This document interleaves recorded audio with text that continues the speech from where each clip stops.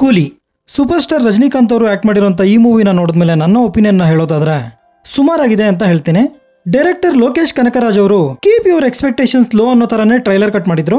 ಆದ್ರೂ ಸೋಷಿಯಲ್ ಮೀಡಿಯಾದಲ್ಲಿ ಫ್ಯಾನ್ಸ್ ಅವ್ರಿಗೆ ಇಷ್ಟ ಬಂದಂಗೆ ಅನಲೈಸ್ ಮಾಡಿದ್ರು. ಸೈಫೈ ಅಂತೆ, ಟೈಮ್ ಟ್ರಾವೆಲ್ ಅಂತೆ, ಹೀಗೆ ಅವ್ರಿಗೆ ಇಷ್ಟ ಬಂದಂಗೆಲ್ಲ ಬ್ರೇಕ್ ಡೌನ್ ಮಾಡಿದ್ರು. ಆದ್ರೆ ಅದ್ಯಾವುದೂ ಇಲ್ಲಿಲ್ಲ.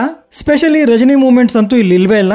ಈ ಮೂವಿ ರಿಲೀಸ್ಗೂ ಮುಂಚೆ ತಮಿಳಿನ ಮೊದಲ 1000 ಕ್ರೋರ್ಸ್ ಬಗ್ಗೆ ಸಿಕ್ಕಾಪಟ್ಟೆ ಚರ್ಚೆ ಆಗಿತ್ತು. 1000 ಕ್ರೋರ್ ಮಾರ್ಕ್ ನ ಕೂಲಿ ಮೂವಿ ಮುಟ್ಟುತ್ತೆ ಅಂತ ತುಂಬಾ ಜನ ಹೇಳ್ಕೊಂಡಿದ್ರು. ಆದ್ರೆ ನನ್ಗೇನೋ ಡೌಟೆ, ತಮಿಳ್ ಆಡಿಯನ್ಸ್ ಜೈಲರ್ 2 ಗೋಸ್ಕರ ವೇಟ್ ಮಾಡ್ಲೇಬೇಕು. ನೋಡೋಣ ಆ ಮೂವಿ ಆದ್ರೂ 1000 ಕ್ರೋರ್ ಮಾರ್ಕ್ ನ ಮುಟ್ಟುತ್ತಾ ಅಂತ. ಈ ಮೂವಿ LCU ಗೆ ಸೇರಲ್ಲ, ಆದ್ರೆ ನೋಡೋ ಆಡಿಯನ್ಸ್ ICU ಸೇರೋದಂತೂ ಗ್ಯಾರಂಟಿ. ಇಲ್ಲಿ ಯೂಸ್ ಮಾಡ್ಕೊಂಡಂತ ಕ್ಯಾಮಿಯೋಸ್ ಕೂಡ ಕೇವಲ ಬಿಸ್ನೆಸ್ ಪರ್ಪಸ್ ಅಂತ ಎದ್ದು ಕಾಣುತ್ತೆ. ಇರೋದ್ರಲ್ಲಿ ನಮ್ಮ ಉಪೇಂದ್ರ ಅವರ ಕ್ಯಾಮಿಯೋ ಪರವಾಗಿಲ್ಲ. ರಚಿತಾ ರಾಮ್ ಅವರು ಈ ಮೂವಿಯ ಸರ್ಪ್ರೈಸ್ ಎಲಿಮೆಂಟ್ ಅಂತ ಹೇಳ್ಬೋದು. ಇನ್ನು ಈ ಮೂವಿಯ ಪ್ಲಾಟ್ ವಿಷಯಕ್ಕೆ ಬರೋದಾದ್ರೆ, ನಮ್ಮ ದೇವನ ಕ್ಲೋಸ್ ಫ್ರೆಂಡ್ ರಾಜಶೇಖರ್ ಸತ್ತೋಗ್ತಾರೆ. ತನ್ನ ಸ್ನೇಹಿತನ ಸಾವು ಸಹಜವಾದ ಸಾವಲ್ಲ ಅಂತ ತಿಳ್ಕೊಂಡಂತ ನಮ್ಮ ದೇವ ಆ ಸಾವಿನ ಹಿಂದಿನ ಜಾಲವನ್ನ ಬೇಚೋದಕ್ಕೆ ರೆಡಿ ಆಗ್ತಾನೆ. ನಂತರ ಏನೆಲ್ಲ ಆಯ್ತು ಅನ್ನೋದೇ remaining part of the movie. ಸುಮಾರು 36 ವರ್ಷಗಳ ನಂತರ ರಜನಿಕಾಂತ್ ಅವರ ಒಂದು ಸಿನಿಮಾಗೆ A ಸರ್ಟಿಫಿಕೇಟ್ ಸಿಕ್ಕಿದೆ ಅಂದ್ರೆ ಮೂವಿಲಿ ಭಯಂಕರ ವೈಲೆನ್ಸ್ ಇರುತ್ತೆ ಅಂತ ಫ್ಯಾನ್ಸ್ ಅನ್ಕೊಂಡಿದ್ರು. ಆದ್ರೆ ಇದೊಂದು ಪ್ಯೂರ್ಲಿ ಸ್ಟೋರಿ ಡ್ರೈವನ್ ಮೂವಿ. ಸಿನಿಮಾದಲ್ಲಿ ರಜನಿಕಾಂತ್ ಅವರಿಗೆ ಒಂದೆರಡು ಎಲಿವೇಶನ್ ಸಿಕ್ಕಿದ್ರು ಕೂಡ ಅದು ನೋಡೋ ಅಭಿಮಾನಿಗಳಿಗೆ ಸಾಕಾಗಲ್ಲ.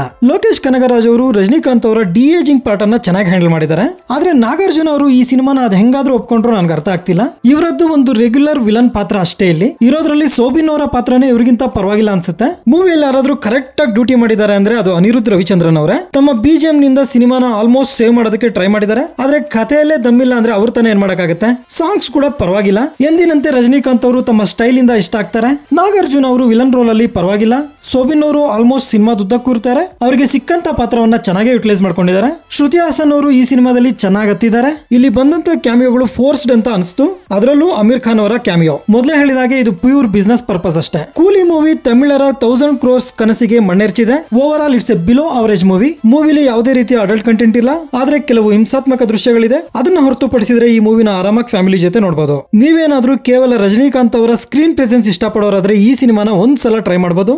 ಇದಾಗಿರುತ್ತೆ ಕೂಲಿ ಮೂವಿ ಬಗೆಗಿನ ನನ್ನ ಒಂದು ಒಪಿನಿಯನ್. ಈ ವಿಡಿಯೋ ನಿಮ್ಗೆ ಇಷ್ಟ ಆಗಿದ್ರೆ ಒಂದು ಲೈಕ್ ಕೊಟ್ಟು ನನ್ನ ಚಾನೆಲ್ ನ ಸಬ್ಸ್ಕ್ರೈಬ್ ಮಾಡ್ಕೊಳ್ಳಿ. Thank you.